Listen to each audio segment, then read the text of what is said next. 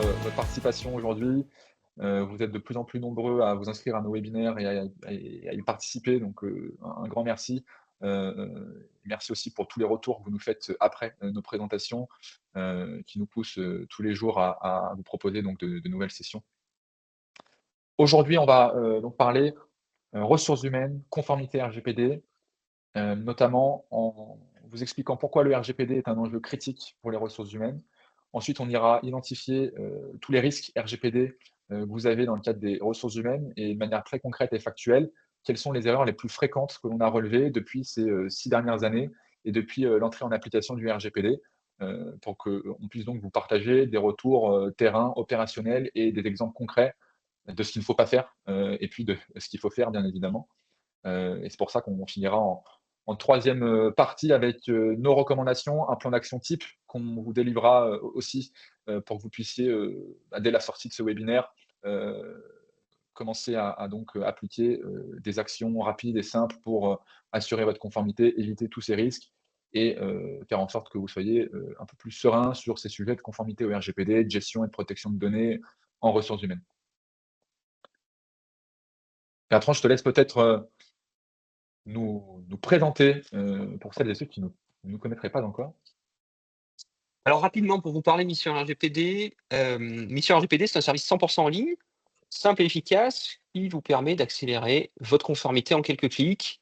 L'idée, c'est de vous offrir un service sans coût caché, via un abonnement, fixe, qui comprend une plateforme et pour ceux qui le souhaitent, être accompagnés par un de nos experts ou totalement, nous confier votre conformité via nos formules de DPO externalisées. Voilà. Et on accompagne un peu plus de 1000 clients, aujourd'hui, donc des belles références, des belles PME, des belles ETI, en fait, des belles références, des gens qui, sont aussi confrontés au quotidien à ce sujet, du RGPD, et on est présent, aujourd'hui dans, 22 pays en Europe. Exactement. Alors on va rapidement passer, à la première partie, donc au sujet qui nous intéresse aujourd'hui, et donc on va commencer par, mieux comprendre déjà pourquoi, le RGPD est un enjeu critique pour les ressources humaines aujourd'hui. Et encore une fois, on va vous partager, eh bien, nos retours d'expérience sur, les 6 dernières années, hem et notamment, l'ensemble, des constats qu'on a pu, faire auprès de nos 1000 clients et ce qu'on voit, assez quotidiennement au sein des PME et des ETI. Donc pourquoi parler RH et RGPD aujourd'hui finalement? Alors bon déjà, de manière très simple et très basique, les ressources humaines, ça concerne, 100 des entreprises et des organisations. En tout cas, du moment où vous avez, des collaborateurs dans votre société, vous êtes concernés évidemment par ces enjeux-là. Je le rappelle, et on y reviendra tout à l'heure, le RGPD concerne également 100 des sociétés, puisque, du moment où vous traitez d'une donnée personnelle, vous utilisez des données de vos collaborateurs ou de vos clients ou de vos prospects, vous êtes soumis, à l'obligation RGPD, qui est le règlement général sur la protection des données personnelles. Voilà, obligatoire depuis le 25 mai 2018. Donc ça, c'est déjà la première chose. Donc ça concerne un grand nombre de sociétés en France, en Europe et parfois même au-delà. On voit aussi qu'il y a une explosion des cyberattaques et que cela concerne de plus en plus de PME ETI. Généralement, le chiffre que l'on sort, c'est une PME sur 2 est touchée par une cyberattaque. Donc ça n'arrive pas qu'aux autres. Et donc forcément, les enjeux de protection et de gestion de données sont de plus en plus importants pour, les sociétés et on y reviendra. Quels sont les risques pour vous derrière? On parlera aussi, de ces choses-là de manière assez concrète.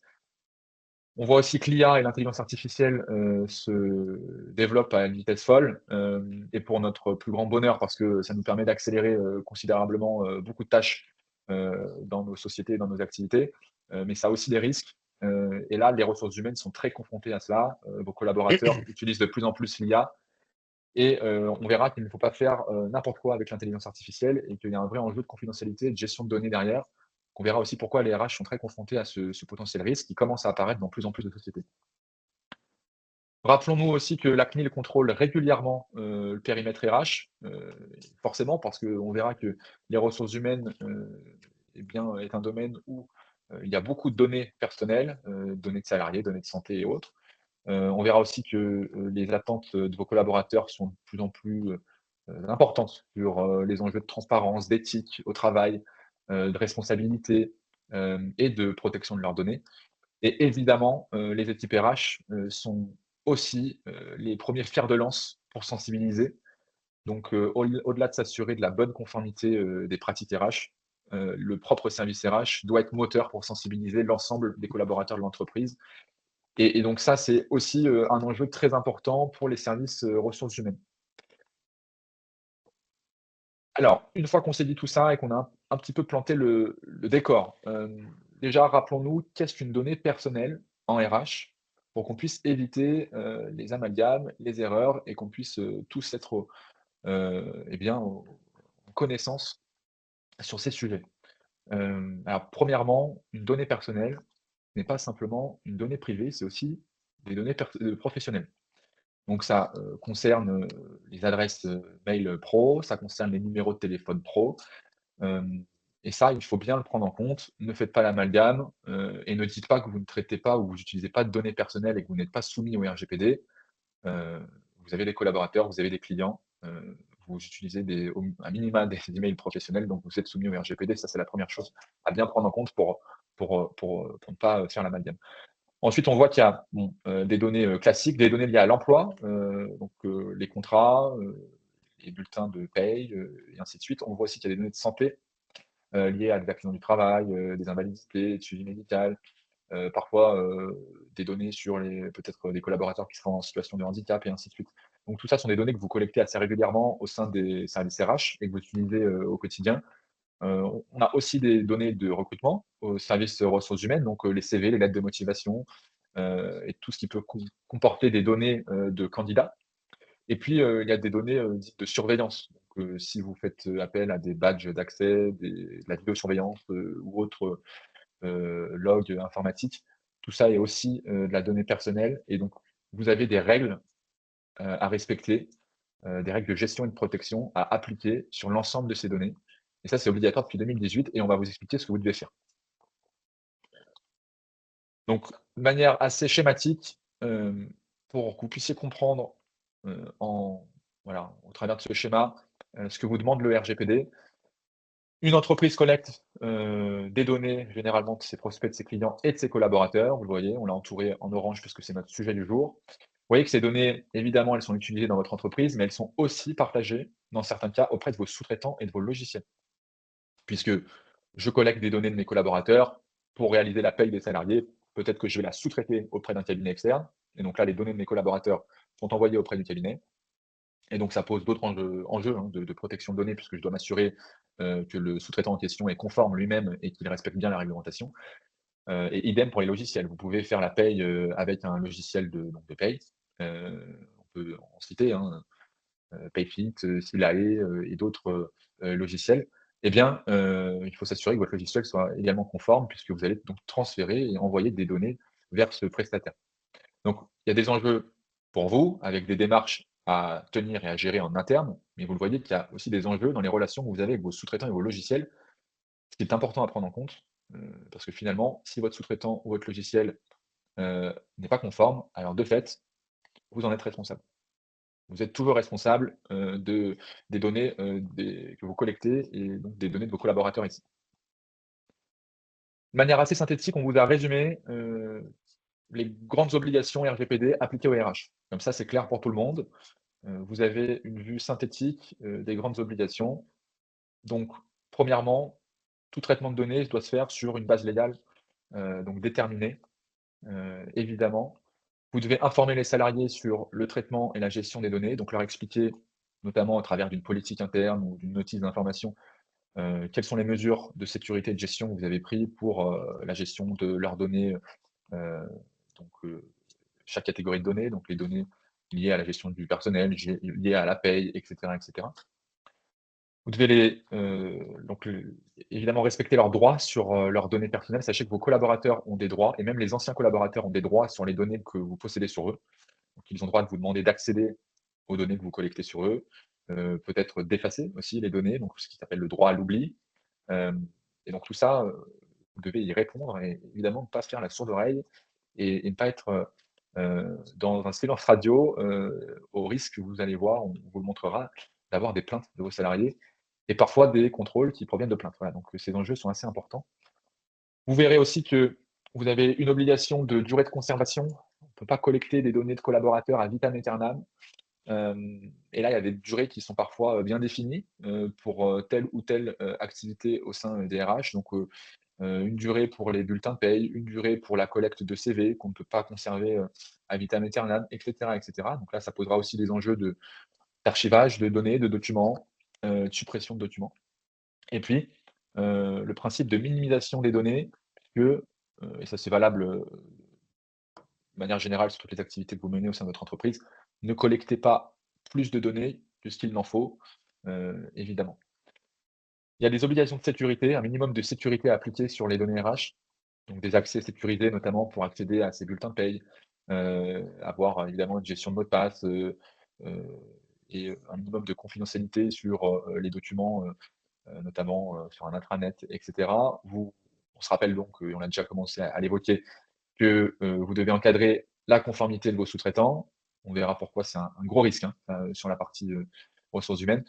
Et puis, tenir un registre des traitements de données RH. Vous devez, identifier toutes les activités qui utilisent des données personnelles de vos collaborateurs et le tenir à jour dans un registre. Et on verra aussi que vous avez des obligations sur les violations de données. Si jamais vous avez une fuite de données, une cyberattaque, un incident et que ça impacte les données de vos collaborateurs, dans certains cas, vous avez 72 heures maximum pour, eh bien, déclarer cet incident à la CNIL, sous peine, encore une fois, de sanctions, financières. C'est beaucoup d'informations, on essaye de synthétiser cela sous forme de tableau pour que vous puissiez avoir les grandes obligations en tête. On va détailler tout ça ensemble et parler, pratico-pratique, dans l'opérationnel et ce qui se passe au sein de vos services ressources humaines. On se rappelle que l'amende peut aller jusqu'à 4 du chiffre d'affaires annuel de votre société. Si jamais vous êtes une filiale d'un groupe, sachez que l'amende n'est pas calculée sur le chiffre d'affaires de la filiale, mais bien sur le chiffre d'affaires du groupe. Donc, ce qui, peut être, assez colossal. N'hésitez pas à poser vos questions d'ores et déjà, on y répondra en fin de présentation. Bertrand, je te laisse peut-être, nous parler maintenant des risques RGPD. Après avoir j'ai essayé un Tout à petit peu fait. voilà, de planter le décor et Alors merci Aymeric, tu as planté le décor sur le RGPD. Alors c'est vrai quand on parle de RGPD, on pense souvent, simplement à un cadre juridique, à des contraintes des contraintes techniques de plus à gérer. mmh, Mais ce qu'il faut bien comprendre, c'est que ces risques, ils sont bien réels. Je vais vous en parler, ils sont concrets, ils sont multiples et que pour vous, en tant que responsable des ressources humaines, et ben vous êtes, les premiers exposés sur ce sujet-là. Alors, l'idée, c'est de vous parler tout de suite du premier risque. Le premier risque, il est, avant tout financier, vous vous imaginez. Comme l'a dit Aymeric, bah, le RGPD, il prévoit une amende, pouvant aller jusqu'à 4 du chiffre d'affaires mondial, hein, c'est ce qu'on a évoqué, ou 20 millions d'euros. Hem, alors, ces sanctions, elles ne sont pas forcément théoriques, hein, la CNIL, est de plus en plus active sur le sujet, hein. On voit que le rythme des amendes, et des sanctions, en fait, s'accélère et je vous propose, d'en détailler certains exemples, certains cas, emblématiques. On va commencer par le premier, qui a eu lieu chez, Amazon, avec, un sujet, de surveillance excessive. Alors qu'est-ce qui se passe? Bon déjà premièrement, une, sanction donc, vous imaginez, importante, 32 millions d'euros sur la partie France. Alors pourquoi? Bah, tout simplement, vous avez, des choses qui ne sont pas permises, notamment le suivi en temps réel, des performances de chacun des salariés via des scanners. Donc vous monitorez les faits et gestes de vos collaborateurs. Ça, je vous rappelle que c'est effectivement interdit. Vous gardez de manière excessive ces données, surtout sur des données, par exemple sur des intérimaires, on peut imaginer, mais c'est le même cas sur les salariés.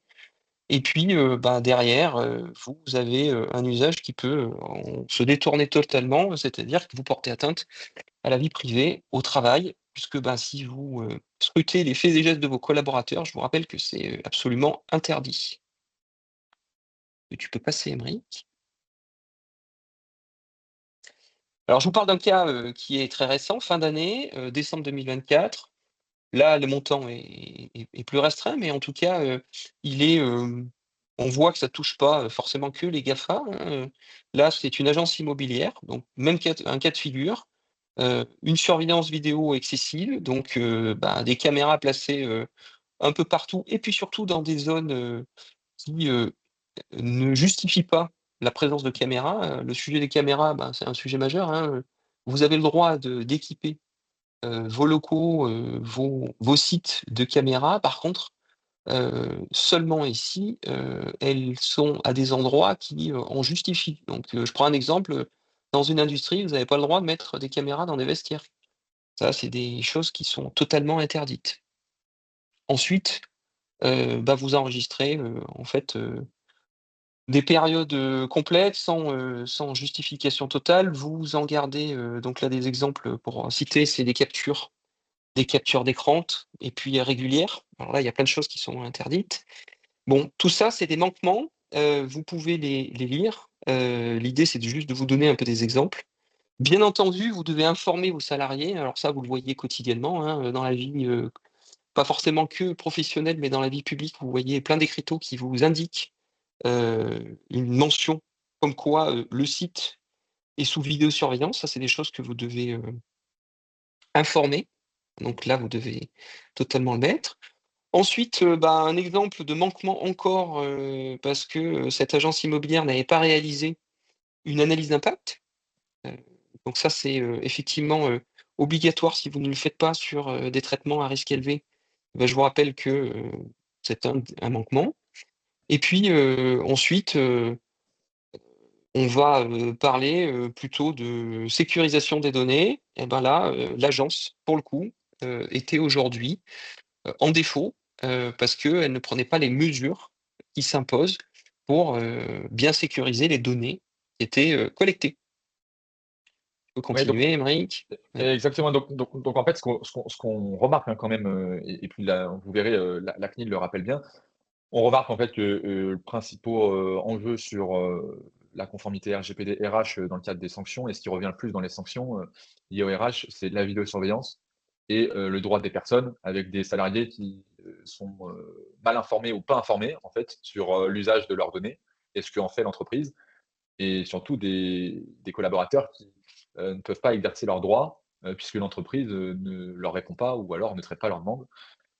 Et ça, en effet, c'est des enjeux qui sont assez marqués et qui reviennent, fréquemment dans les sanctions, qui, sont prononcées et communiquées publiquement, par la CNIL.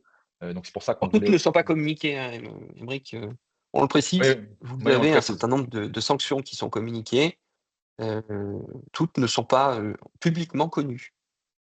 Exactement. Alors là, on fait un rappel, mais finalement, c'est ce qui est publié dans les rapports, annuels de la CNIL, où en fait, elle rappelle les grands manquements, qu'on peut citer, comme le disait Aymeric, effectivement, c'est les exercices de droit non respectés, les demandes ne sont pas traitées dans les délais, et ça forcément c'est un vrai sujet. Heu, Ne pas le faire, on vous l'a dit, c'est un manquement, hein, et ça ouvre souvent, une suite qui peut être, un contrôle à distance ou un Mmh. contrôle, directement, chez vous, hein. Parce que la CNIL fait aussi des contrôles distants, sans se déplacer chez vous. C'est des choses qui arrivent. Et puis, on le rappelle, on en a pas mal parlé dans les exemples que je vous ai évoqués. Elle rappelle que les sujets de vidéosurveillance au travail doivent être extrêmement encadrés, donc bien communiquer avec vos salariés, limiter le champ d'action. Vous n'avez pas besoin d'avoir une vision 360° de ce qui se passe, hein, mais uniquement des zones qui le nécessitent. Et puis, bien entendu, ne filmez pas les zones privées. Je cite, l'exemple des vestiaires, mais ça peut être les toilettes, ça peut être, les zones de pause, type, votre restauration sur votre lieu de travail, toutes ces choses-là, bien entendu. L'autorité de contrôle de la CNIL le rappelle, c'est des choses que vous ne devez pas faire. Je Soit continue, justifié et Aymeric? fondé, en effet. Ouais, Oui. effectivement. Alors, j'ai parlé du risque financier, c'était le premier. Bien entendu, il y en a d'autres. On va parler de la marque employeur et de l'attractivité RH. Alors, ce deuxième risque, il touche l'image et la confiance. Donc, une mauvaise gestion de vos données personnelles, elle peut sérieusement, en fait, entamer, votre marque employeur. On sait que c'est important. Aujourd'hui, les candidats comme les salariés, ils sont sensibles à la protection de leurs données. Donc, vous pouvez avoir une société qui renvoie une très belle image, mais si derrière, vous avez eu des sujets, heu, sur, une mauvaise protection des données personnelles, des sujets comme ça peut, bah, clairement avoir, une image assez négative sur vous. Alors, aujourd'hui, comme je le disais, bon, finalement, il y a des pratiques qui sont intrusives ou mal encadrées, hein. On en a parlé, la vidéosurveillance, le badgeage, et cetera et cetera. Tout ça, ça vous donne, bah, une image, d'employeur peu respectueuse, voire, finalement, abusif. Et ça, Ouais, parce que c'est ouais, important. ouais, mais c'est hyper important parce qu'on voit notamment qu'il y a un vrai enjeu de réputation qui est impacté, par des communications qui sont relayées sur internet, hein, en fait. Donc, dès lors que la sanction est publique, ce qui arrive, tout de même, assez souvent, vous pouvez vous retrouver à devoir gérer, du bashing sur les réseaux sociaux ou, avoir aussi un certain nombre d'articles de médias ou de presse, sur, justement le fait que vous ne respectiez pas, les règles de gestion et de protection de données, avec vos collaborateurs. Donc là, il y a un vrai risque sur la marque employeur. Typiquement, si on prend ici le cas de alors Amazon, Logistique France qui reste une grande entité, mais on peut prendre d'autres cas sur des plus petites entreprises. Mais quand, Amazon, heu, voit donc, des articles de presse sur le fait que, son activité, a une vidéosurveillance, trop oppressante, trop, excessive, et intrusive sur, la vie au travail des salariés, ça ne fait pas bonne presse pour votre marque employeur. Et si vous avez une stratégie marque employeur, et de branding, au sein de votre société, ces sujets-là sont assez, stratégiques. Alors ensuite, on va passer au risque juridique, heu, donc tout ce qui est litige avec vos salariés. Alors, petit rappel, là, on a le top 3 des plaintes, en 2023. Celles de 2024 ne sont pas encore publiées. Donc finalement, on retrouve dans ce trio, le premier c'est les usages sur internet. Le deuxième c'est le travail, donc c'est finalement, au sein d'une entreprise, ça c'est le deuxième. Et puis, le troisième c'est les échanges business, commerciaux que vous pouvez avoir. D'accord? Hem, le lieu de travail, donc au sein de votre entreprise, c'est, aujourd'hui la deuxième thématique, c'est la deuxième, comme je vous disais, sujet, le plus cité des plaintes auprès de la CNIL. Donc c'est important. Tout ça, ça pèse 18 des plaintes reçues par la CNIL. C'est important de le rappeler, et en termes de rythme, c'est quand même 8 plaintes RH par jour.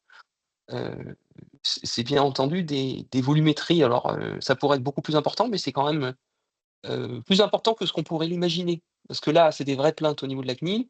Après, vous pouvez avoir des phases contentieuses qui sont, l'objet, Mmh. d'utilisation, heu, des données personnelles, hein. Alors, pour en parler de ces risques, juridiques, comme je vous le disais, c'est devenu un véritable outil de contentieux, heu, avec les salariés, hein.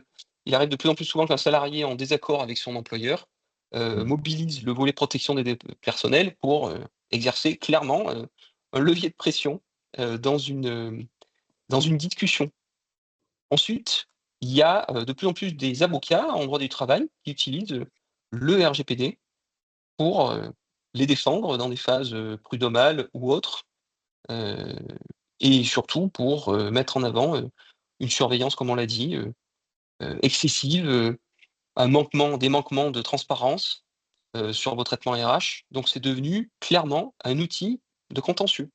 Je peux rappeler, Aymeric, je vais rappeler alors pour le coup, ça n'a pas été utilisé par des salariés, enfin, en tout cas, la plainte est sortie, avant d'être exercée par, les Mmh. salariés, ça a été rendu public. C'est, un cas d'une grande société, autoroutière, en tout cas de gestion autoroutière, qui, a, un responsable RH qui, tenait un fichier, Excel, peu recommandable, bien entendu, dans lequel, on pouvait avoir un certain nombre d'éléments discriminants. Alors je vais me citer moi-même, comme ça je suis personne. On pourrait dire: «Bah tiens, heu, Bertrand, Sambové, Aymeric, désolé, je te cite, arrive toujours en retard, au travail», et cetera et cetera. Donc vous avez des choses qui sont, clairement, peu recommandables dans l'exercice de vos fonctions. Et donc là, bah, cet exemple de cette société autoritaire, a été porté au grand jour puisque, les collaborateurs ont eu, accès à ce fichier-là et ont porté plainte. Au final, indépendamment de l'action, qui peut être faite par l'autorité de contrôle, là, ça a été porté, devant les tribunaux et on a une personne, un DRH qui a été, condamné, heu, à une sanction pénale, hein, qui est quand même, une peine de prison de 6 mois avec sursis. Mmh. Donc on voit qu'il y a aussi des sujets qui sont aussi importants. Alors bien entendu, son employeur, derrière, aura des répercussions, mais on voit bien qu'il y a quand même des sujets. Avec ses salariés, il faut être très précautionneux, sur l'usage que vous pouvez faire des données.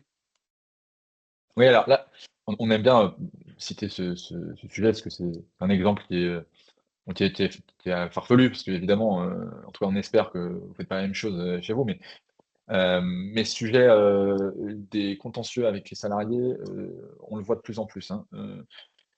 Nous, sur le terrain, on rencontre, des entreprises tous les jours, pour parler de leur enjeu RGPD et on voit qu'il y a une grande partie, alors plus en plus, une grande partie d'entreprises qui se sentent, très concernés par ce volet-là et qui veulent, vraiment éviter, tout souci avec des collaborateurs.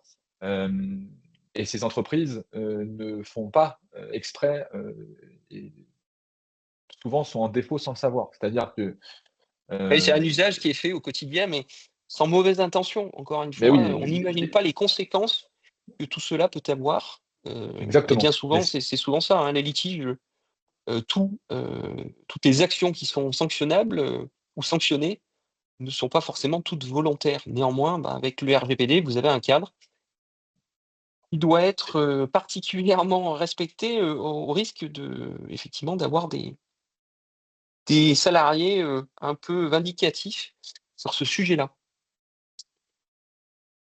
4e, risque, c'est un sujet sur le volet, de la RSE ou de l'éthique. Donc le respect du RGPD, comme je vous le dis, c'est pas simplement une obligation légale ou un sujet de conformité. Aujourd'hui, c'est un véritable enjeu de responsabilité sociétale. Alors, il y a beaucoup d'entreprises qui affichent aujourd'hui des engagements forts en matière de RSE. Elles publient des chartes publiques, des chartes, pardon, éthiques. On le voit dans des rapports annuels. Elles adhèrent à certains labels qui sont proposés sur le marché et elles valorisent surtout, leur impact environnement et sociétal. Mais on oublie souvent que la protection, en fait, des données personnelles, elle fait, partie pleinement de ces engagements.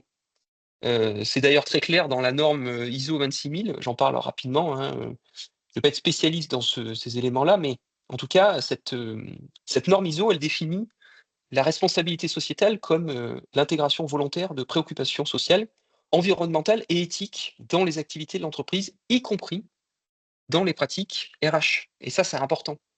Mmh. Donc forcément, cette RSE, elle commence en interne, avec les salariés, et ça, c'est important. Donc tout le volet, des salariés avec l'éthique qui est associée est extrêmement important. Le 5e risque, c'est un risque, concernant la fuite de données et la confidentialité. Ça, c'est le risque, qui est redouté un peu par tous, et qui est souvent, pour le coup, sous-estimé. Donc on parle, ici d'informations extrêmement sensibles. On le rappelle, tout ce qui est données de salariés, les coordonnées et cetera sont des données extrêmement sensibles et pourtant, bah, ces données, elles ont, tendance des fois à circuler, heu, finalement, bah, quand il y a une fuite, elles sont dérobées et donc aujourd'hui on peut avoir des sujets. Donc on le rappelle, en fait, ces données, il y a des fuites, majoritairement la plupart du temps, c'est dû à, une mauvaise sensibilisation de vos collaborateurs, hein. La fuite de données, elle vient souvent de l'interne, pas forcément, mais c'est par mégarde, on clique sur un email, c'est finalement le mauvais email de phishing et puis on clique et puis, derrière ça entraîne des répercussions, ou un prestataire RH qui n'est pas conforme au RGPD. Aymeric en a parlé, mais c'est aussi extrêmement, important et donc, bah, aujourd'hui, tout ça, encore une fois, est important de le signaler. Le dernier risque, c'est finalement les risques liés à l'intelligence artificielle. Heu, on le voit apparaître, en fait, bah, de plus en plus. Pourquoi?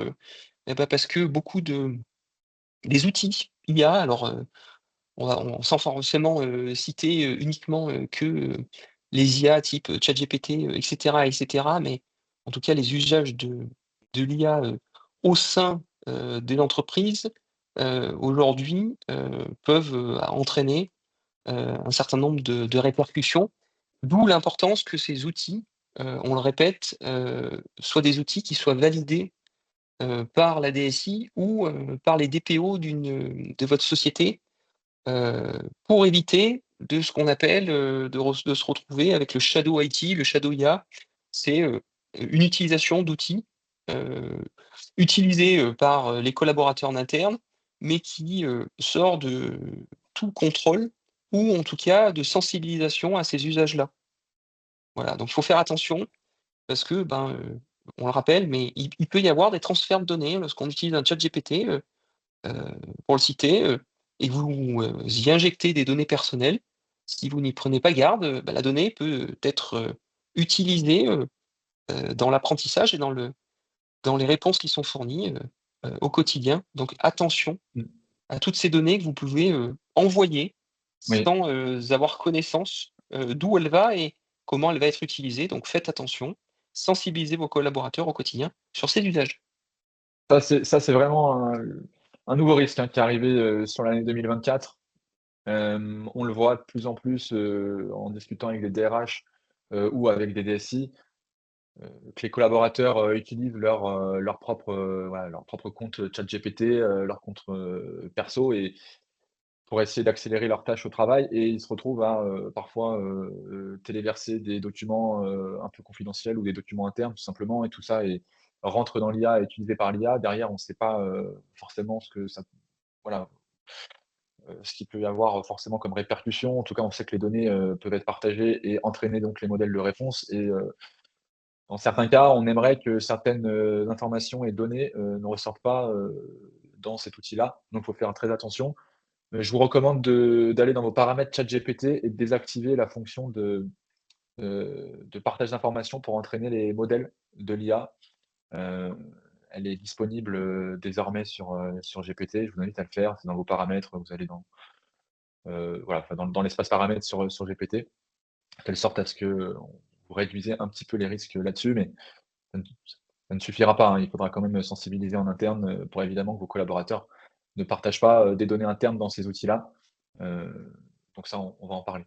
Merci, beaucoup Bertrand pour, la présentation de ces risques, les grands risques, RGPD en RH. Donc on a essayé de vous expliquer, bah, potentiellement ce qu'une non-conformité RGPD ou ce qu'une négligence, pouvait potentiellement avoir comme répercussion. Maintenant, je vais vous partager les 5 erreurs RGPD, qu'on a relevées, donc les plus fréquentes qu'on a relevées depuis, 6 ans, donc de manière assez factuelle.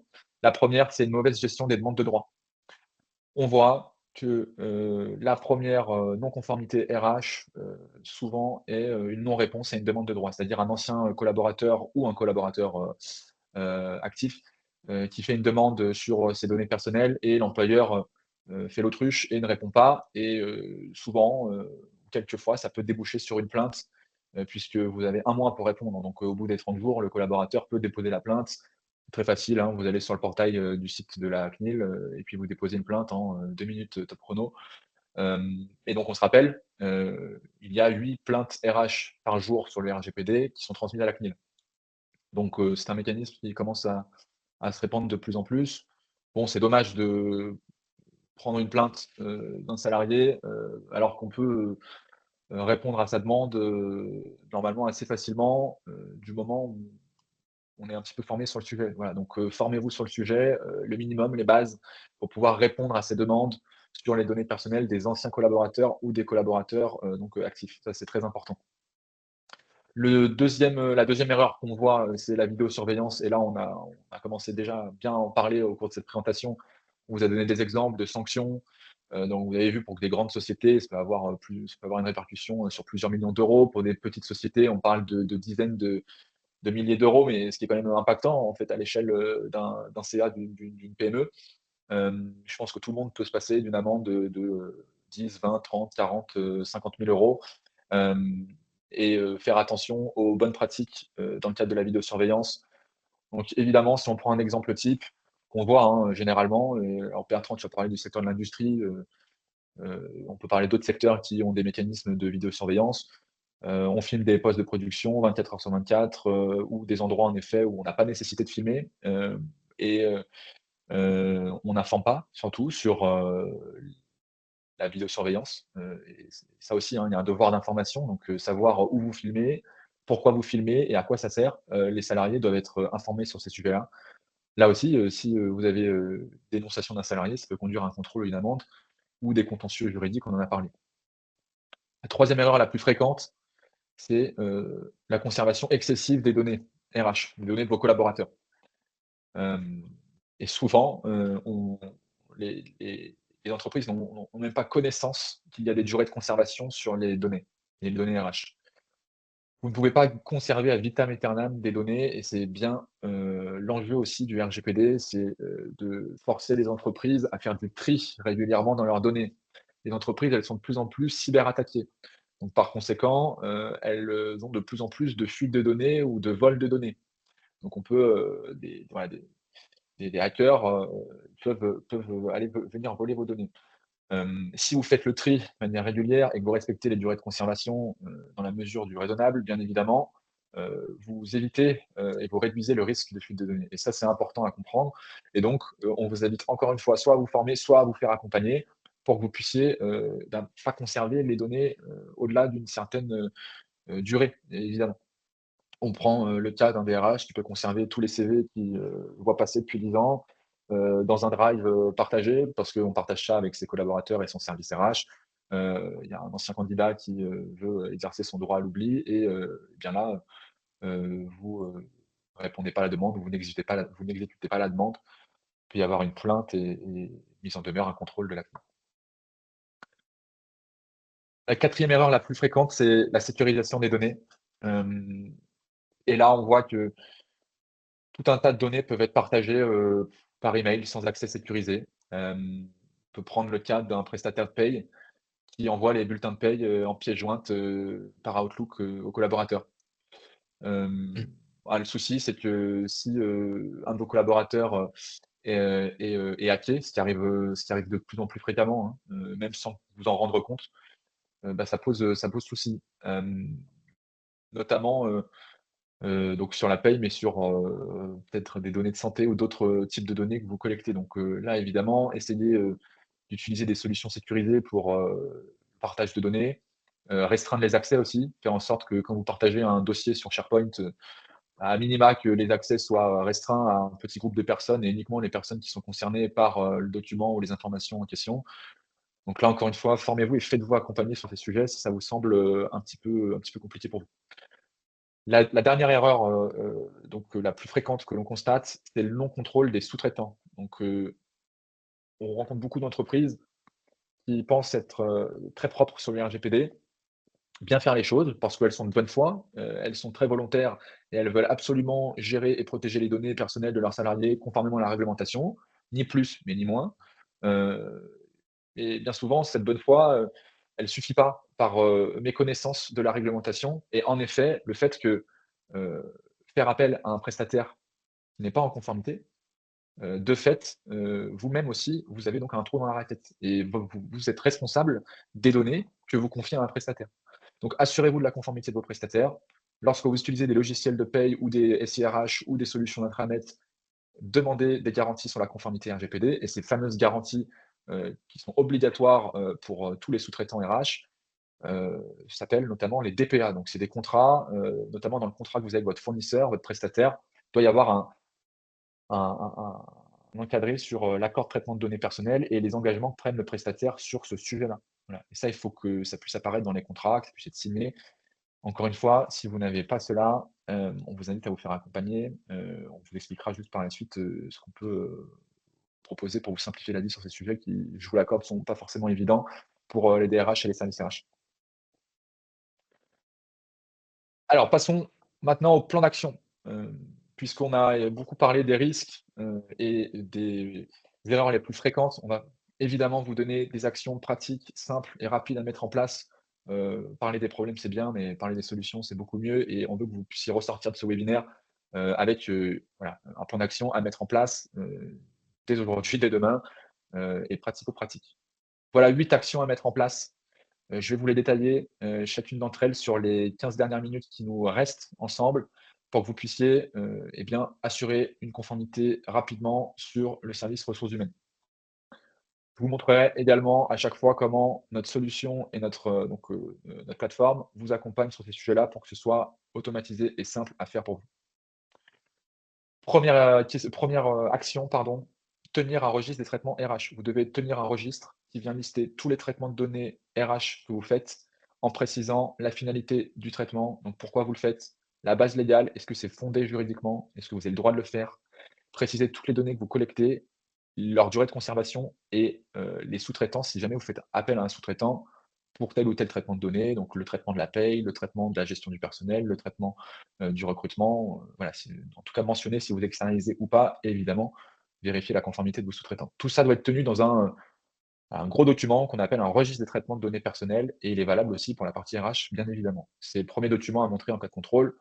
Donc, si vous ne l'avez pas, penchez-vous vite sur le sujet. Dans notre plateforme, Mission RGPD, on vous permet de créer automatiquement un registre de traitement RH, mais un registre de traitement de données pour, l'ensemble de vos activités au sein de l'entreprise.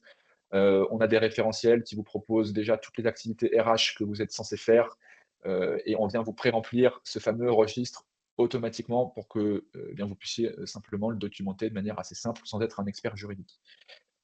Deuxième étape, informer les candidats et les salariés. C'est très important d'informer, les personnes sur la manière dont vous gérez et protégez leurs données personnelles. Vous pouvez être conforme, bien faire les choses. Si vous n'informez pas, les personnes, vous aurez un manquement. Voilà, donc informez, jouez le jeu de la transparence, mettez en place une politique RGPD pour, les candidats dans le cadre des recrutements, donc une notice d'information à faire à afficher. Afficher également une politique RGPD interne pour les salariés. Donc là, vous pouvez décider soit de l'inclure dans les chartes informatiques, ou pas, mais mettez ça en place assez rapidement. La transparence, c'est important, et si vous ne savez pas, bien comment faire, sachez que dans notre plateforme, on vous génère, des templates de politique, RGPD pour les candidats, pour les salariés, à mettre en place très rapidement en interne et revues bien évidemment par nos experts juridiques. Troisième action, répondez aux demandes de droit. Vous l'avez vu, ça peut entraîner, des plaintes et des sanctions si on ne répond pas aux demandes de nos anciens collaborateurs ou de nos collaborateurs. Donc surtout, créez-vous une adresse email dédiée pour le RGPD, donc affichez-la sur votre site internet, ou dans votre intranet et puis, répondez dans le délai d'un mois, qui est, alloué, et préparez des modèles de réponse pour aller un petit peu plus vite. C'est toujours les mêmes réponses, hein, qu'on fait, pour accusé réception, d'une demande de droit. Vous pouvez trouver différents modèles sur, voilà, sur notre plateforme notamment. Gardez aussi un historique, une traçabilité, de ces demandes de droit pour que vous puissiez justifier le moment du contrôle que vous avez une procédure en place et que vous, faites correctement les choses sur ce volet-là. Voilà. Dans notre plateforme, on vous permet d'automatiser cela. Je prends l'exemple d'un client, Bureau Vallée, sur la fourniture de bureaux. Bureau Vallée a généré avec notre plateforme un formulaire spécifique pour les demandes RGPD qu'ils devront intégrer dans leur site web. Les anciens collaborateurs ou les clients et les prospects peuvent exercer leur demande de droit à travers de ce portail en ligne. Tout ça retombe dans leur plateforme automatiquement, ils sont alertés en temps réel et donc ils peuvent répondre aux demandes avec nos modèles de réponse et aussi exporter le registre des exercices de droit, l'ensemble de l'historique, pardon, pour démontrer à la CNIL la procédure. Quatrième action, ne conservez pas de manière excessive les données et donc mettez en place des durées de conservation et contrôlez-les. Voilà. Donc là, mettez-vous des alertes si vous le pouvez. Encore une fois, nous, notre plateforme, elle vous permet bien déjà de savoir quelle est la durée de conservation à appliquer, puisque peut-être que vous n'avez pas connaissance de toutes les durées de conservation au service ressources humaines qui sont légales, et évidemment vous mettre des tâches et des rappels pour pouvoir les appliquer. Vérifiez la conformité de vos prestataires RH. C'est très important, on l'a vu ensemble, ça représente un risque majeur et bien souvent, on ne vérifie pas la conformité de ces logiciels RH ou de ces cabinets externalisés RH. Cabinets de recrutement, cabinets de gestion de la paye, par exemple. Demandez des garanties RGPD parce que vous leur confiez les données de vos collaborateurs. Et si jamais il y a un trou dans la raquette de leur côté, bien vous en êtes responsable.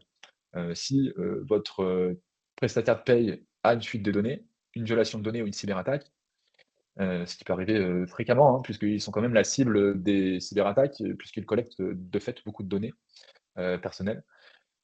Si ça leur arrive, vous êtes aussi responsable et donc là, vous devez, vous êtes redevable envers, les salariés, hein, vos salariés. Voilà, si vos salariés, reçoivent derrière des SMS frauduleux, des emails frauduleux par votre faute, parce que vous n'avez pas vérifié la conformité du sous-traitant, eh bien, vous en êtes responsable. Donc, protégez-vous, protégez vos salariés, mais protégez-vous aussi juridiquement sur ces sujets-là. Mettez en place ce qu'on appelle donc un contrat de DPA, donc un accord de conformité et de traitement de données entre le fournisseur, le prestataire et vous. Si jamais vous ne savez pas comment faire ça, sachez que dans notre plateforme, vous pouvez identifier et gérer la conformité de chacun de vos sous-traitants. Et si vous n'avez pas d'accord de traitement de données personnelles dans les contrats avec vos prestataires, on vous permet d'en générer automatiquement avec notre solution pour que vous puissiez les faire signer par vos prestataires, bien évidemment, pour, encore une fois, encadrer cela et vous protéger. Sixième action, sécuriser les données RH. On en a déjà parlé, donc je vais passer rapidement, mais Heu, ne partagez plus de bulletins de salaire, par email sans sécurité. Hem, c'est beaucoup trop risqué et vous exposez à des risques, beaucoup trop importants. Passez, par des solutions sécurisées, limitez les accès, voilà, ça c'est important. Si vous avez un DSI en interne ou un responsable informatique, faites appel à lui. Je pense que, heu, tout cela, fait partie de ses compétences. Auquel cas, faites-vous accompagner sur ces sujets-là. Septième et avant-dernière action, qui plus est très importante, centraliser la documentation RGPD. Vous pouvez bien faire les choses, si vous ne documentez pas, vous allez avoir un manquement en cas de contrôle. Parce que comment justifier une conformité si elle n'est pas documentée? Donc préparez-vous au contrôle et documentez, votre conformité au RH, mais de manière générale à l'échelle de l'entreprise. Donc dans le cadre du service ressources humaines, vous devez avoir un registre des traitements de données RH, donc on en a parlé.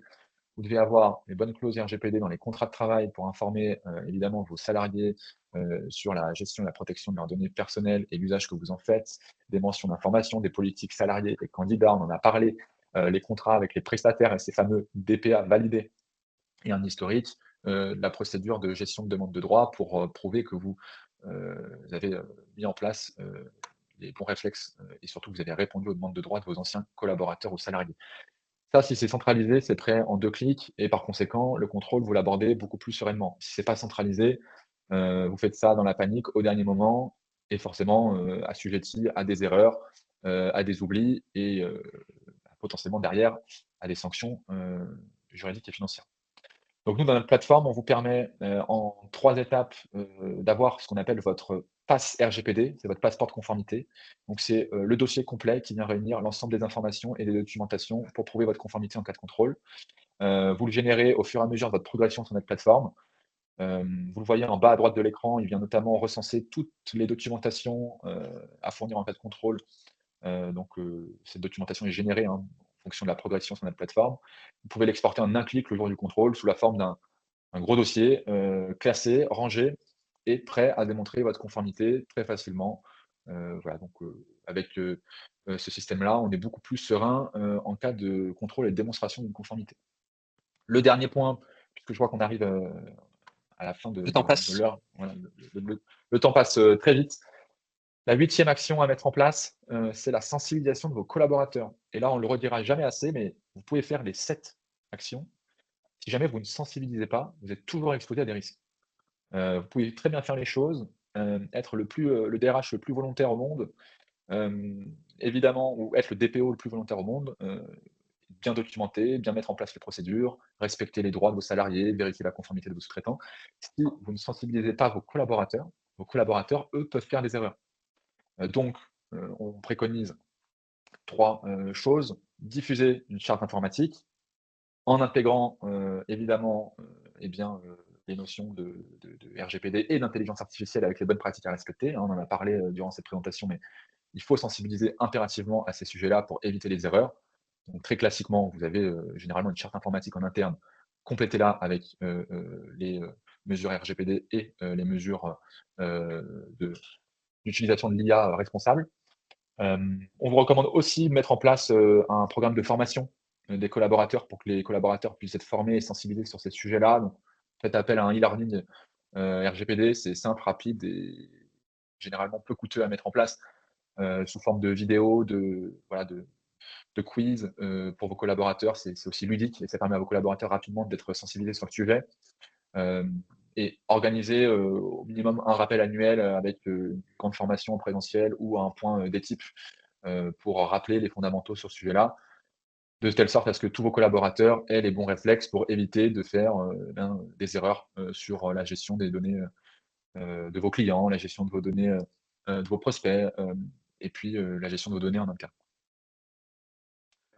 Notre solution propose un module d'e-learning, voilà, pour suivre la progression de vos collaborateurs sur le sujet RGPD. On les sensibilise avec des contenus de formation courts sous forme de vidéos ou de formats interactifs. Donc les formats ne prennent pas plus de 1 à 9 minutes. Donc ça s'insère très facilement dans le quotidien de vos salariés et ils sont sensibilisés assez rapidement sous forme de quiz. C'est assez ludique, assez efficace. Donc si jamais vous souhaitez découvrir la solution dans sa globalité et comment notre solution et nos experts vous accompagnent pour assurer ce plan d'action, mais de manière générale votre conformité au RGPD, n'hésitez pas à demander une démonstration, un rendez-vous sur notre site internet. Bertrand, je te laisse peut-être nous partager en conclusion Ouais, comment démarre son comment mission ça marche? RGPD. Tout à fait. Donc c'est extrêmement simple, vous créez votre compte. D'abord, pour créer votre compte, bah, vous nous demandez un devis, vous avez fait une présentation, vous demandez un devis. Une fois que vous l'avez accepté, vous créez votre compte, vous renseignez les informations qu'on vous demande et puis c'est parti. Vous réalisez un diagnostic qui, vous permet d'identifier vos axes d'amélioration et puis en fait votre feuille de route qui est générée automatiquement. Vous réalisez les actions de mise en conformité par vous-même ou, par le biais d'un de nos coachs qui vous accompagnent, en plus de la plateforme ou, via, notre offre, DPO externalisée et puis, dernière étape, vous validez, votre pass RGPD. C'est quoi le pass RGPD? C'est, l'en le répertoire dans lequel vous retrouvez en un clic l'ensemble de toutes les procédures juridiques, documents, et informations nécessaires qui vous permettent de justifier votre conformité, si on vous, le demande en cas de contrôle. Donc ça se passe très, très vite et c'est tout l'objectif d'utiliser un service comme Mission RGPD. Quelques bénéfices, je vous les détaille, tout de suite. Déjà, bénéfice pour vous, on va parler de réduction de stress. Je pense que être moins stressé, c'est important au quotidien. Aujourd'hui, ben, plus besoin de paniquer à chaque fois qu'un salarié il vous fait une demande d'exercice. Demain que vous ayez une suspicion de contrôle, vous savez exactement quoi faire et tout ça, bah, ça vous change tout au quotidien. Ensuite, bah, c'est le gain de temps. J'imagine que dans votre quotidien, vous avez des journées remplies et quand on automatise le processus, bah, on gagne du temps. Les demandes d'exercice de droit, elles sont traitées, presque automatiquement. Et ça, c'est important. Vous n'avez pas besoin de le faire, dans l'urgence. Vous avez, une base documentaire qui est claire et surtout, tout est centralisé au même endroit. Et vous êtes Ensuite, accompagné et et vous vous êtes êtes accompagné accompagné, bien entendu, et oui, vous tu êtes as raison. accompagné soit par un coach, soit par un dépôt externalisé pour se décharger complètement de cette charge mentale qu'est le RGPD. Donc c'est je trouve un des gros bénéfices. Bien sûr. Ensuite, le 4e bénéfice pour vous, bah, on en a parlé, c'est finalement, cette marque employeur. Tout simplement, bah, c'est votre service RH qui est valorisé, au travers de ces éléments-là. Vous devenez, j'ai envie de dire, des acteurs clés sur les sujets de conformité ou de la protection des données, du volet, RSE aussi et c'est pas, simplement juste un sujet technique ou juridique. On vous en a parlé, c'est stratégique. Mmh. Les bénéfices pour, votre entreprise, bah, on en a parlé, j'en ai parlé tout de suite au début, ben, c'est clairement, éviter la sanction financière, hein, ça c'est important. Ensuite, c'est se protéger sa marque employeur, hein, vous y travaillez tous au quotidien pour que votre entreprise soit la plus attractive. C'est quand même dommage si demain, heu, comme on vous en a parlé, ben, grâce à un sujet RGPD, vous êtes plus, une entreprise, RGPD friendly. C'est quand même important, alors qu'on peut, clairement bien le gérer. On se prémunit des conflits. Ça, c'est les litiges avec vos salariés, notamment. Ben, on vous rappelle qu'un salarié mécontent, il utilise de plus en plus vite le RGPD comme un levier. On en a parlé. Si vous êtes carré sur ce sujet-là, vous savez que, ce sujet, ne permettra pas, en tout cas, de peser dans une éventuelle, négociation ou dans un litige. Heu, Ensuite, c'est, j'ai envie de dire, le volet on en a parlé, mais c'est faire attention, c'est renforcer le volet de la sécurité. On a parlé beaucoup des risques cyber, heu, de tous les risques qui sont liés aux données que vous manipulez et tout ce qu'il peut y avoir derrière, on sait que si vous avez des systèmes de RH qui sont mieux protégés, vous limitez les risques de fuite, avec, des fichiers sensibles que vous avez mal partagés ou vous faites pirater. Tout ça, bien entendu, si vous sensibilisez aussi vos collaborateurs, c'est un axe d'amélioration. Et le dernier volet, c'est, être tous alignés sur vos engagements RSE. J'en ai parlé, la protection des données, elle fait partie intégrante de la responsabilité sociétale d'aujourd'hui. Donc ça, c'est extrêmement important à mettre en avant. Merci Bertrand Nous pour, arrivons, voilà, on arrive, à la phase des questions-réponses et il y en a, Aymeric, je t'avertis, nous avons pas mal de questions. d'accord. Et bien, on va prendre le temps de répondre aux questions. On a un petit peu débordé sur le temps qu'on avait réservé, mais parce que le sujet, est, hyper passionnant et puis hyper riche. Bertrand, je te laisse peut-être, consulter les questions et puis on va Alors, vous je apporter n'y des réponds pas réponses. forcément, on va pas les prendre forcément tous dans l'ordre, mais promis, on va y répondre. Existe-t-il un document officiel sur lequel on peut retrouver les durées de conservation RH? C'est souvent quelque chose qu'on nous pose comme question. Oui, bien sûr, vous pouvez retrouver cela sur le site de la CNIL. Vous avez des référentiels de durée de conservation, des petits guides, qui vous précisent, notamment ces aspects-là et pas que. Donc l'autorité de contrôle en France, donc la CNIL, essaye de sensibiliser un maximum sur ces sujets pour permettre à un plus grand nombre d'entreprises, de pouvoir, gérer ça correctement. Donc on vous invite à aller voir leur site internet, si vous souhaitez. Sachez que dans Alors notre quelqu'un, Aymeric, dans le solution chat, quelqu'un dans le chat a mis le lien de la CNIL, eh ben, super. avec le lien sur les durées de conservation, le guide Eh sur les données bien RH. merci à cette personne qui s'appelle comment, Bertrand? Attends, je Bon, c'est pour la remercier non, la ce n'est personne. pas le nom. Voilà, en tout cas merci. Merci beaucoup, et en effet, c'est Dernière question, Aymeric, là on revient alors, sur une question, est-ce que le RGPD doit être piloté par le SI? Cela peut être si ou cela peut être fait sous la responsabilité d'un autre service. Donc là, c'est effectivement alors, un sujet intéressant. il y a la théorie et il y a la pratique. La théorie, est que, vous devez Le avoir RGPD n'est pas un un sujet spécifiquement SI. Encore voilà, une fois, le RGPD n'est pas qu'un sujet ici. Bon, on l'a bien vu là en parlant des enjeux ressources humaines, mais on peut parler des enjeux marketing et commerciaux, sur une autre session de webinaire. Il y a pas l'obligation que ce soit tenu par, enfin piloté par, quelqu'un de la DSI ou voilà, un responsable du SI comme vous dites. Ce qu'on voit fréquemment, pour vous partager encore une fois des retours opérationnels de ce qu'on a vu chez des milliers d'entreprises, au cours de ces 6 dernières années. Le RGPD est piloté soit par le juriste de la boîte, soit par le responsable informatique ou le DSI. S'il n'y a pas de juriste, s'il n'y a pas le responsable informatique, alors le sujet est, souvent géré ou pas de par le DPO, hein. DAF ou pas de DPO, hein, évidemment à temps plein, hein. Quand vous n'avez pas de délégué à la protection de données à temps plein, ce qui arrive rarement, sur les PME, plus souvent sur les ETI et les grands comptes. C'est souvent donc le juriste ou le responsable informatique. Quand vous n'avez pas l'une de ces 3 personnes en activité dans la société, parce que dans plein de PME, vous n'avez, pas de service juridique et pas de service informatique, c'est souvent, la personne à l'administratif ou RH qui gère le sujet. Hem, Parce que, c'est un sujet, qui se rapproche, le plus, des compétences du RH, dans, l'organisation, voilà. Et parce que le RH gère beaucoup de données, personnelles, donc généralement, on décide de lui, voilà, lui donner la responsabilité de ce sujet-là, et ensuite, bah, le service RH ou le service administratif, fait un peu comme il peut pour gérer ce sujet et se retourne vers des prestataires pour être accompagné, hem, type cabinet de conseil ou Mission RGPD qui est un service en ligne, par abonnement, pour être accompagné au travers d'une plateforme d'experts. Voilà. Donc il y a pas d'obligation, que ce soit quelqu'un du SI, et nous ce qu'on préconise, c'est évidemment que ce soit une personne qui ait, le plus d'affinité possible avec la matière, donc une personne, d'un profil juridique ou d'un profil IT. L'idéal étant d'avoir les 2 et généralement c'est ce qu'on appelle la fonction de délégué à la protection des données, mais force est de constater qu'évidemment les PME n'ont pas les moyens et d'embaucher quelqu'un à temps plein pour ces sujets et ce n'est pas nécessaire et ce n'est pas nécessaire.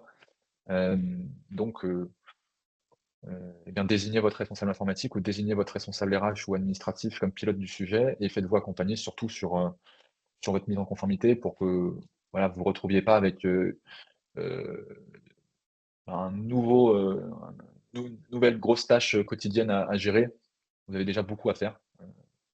dans vos métiers. Je sais pas si j'ai été clair et si j'ai répondu, correctement à la question, Bertrand, mais Très bien, Aymeric. Je propose que, parce qu'on a un petit peu empiété, c'est on termine le webinaire, oui? pour Mmh. laisser, nos participants, aller se restaurer. Oui, parce qu'il est déjà 12h25 en effet. En tout cas, merci à tous, pour votre Merci tout le participation. monde, oui. On est fait un peu débordé, mais on espère, pour le bien, pour vous avoir apporté un maximum, d'éclairage sur vos obligations légales et sur toute solution pratique à mettre en place, on l'espère, dès cet après-midi ou dès la semaine prochaine. Vous recevrez tous le replay, vidéo, qui sera donc disponible. Et puis, on vous invite à nous suivre sur, nos webinaires du mois prochain, dès la semaine prochaine. On vous présentera en intégralité la plateforme Mission RGPD et sur les autres semaines, du mois, on parlera de prospection commerciale, de préparation au contrôle, RGPD, pour être, serein sur ces sujets et anticiper. Merci à tous.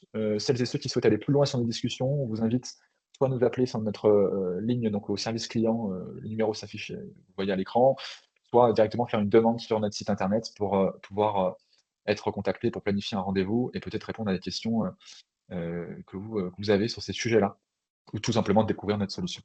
Merci à tous. Merci Bertrand pour, Merci la à tous. coordination, comme toujours et puis, on vous dit à très vite À très et vite. bonne journée. Passez une bonne journée. À bientôt.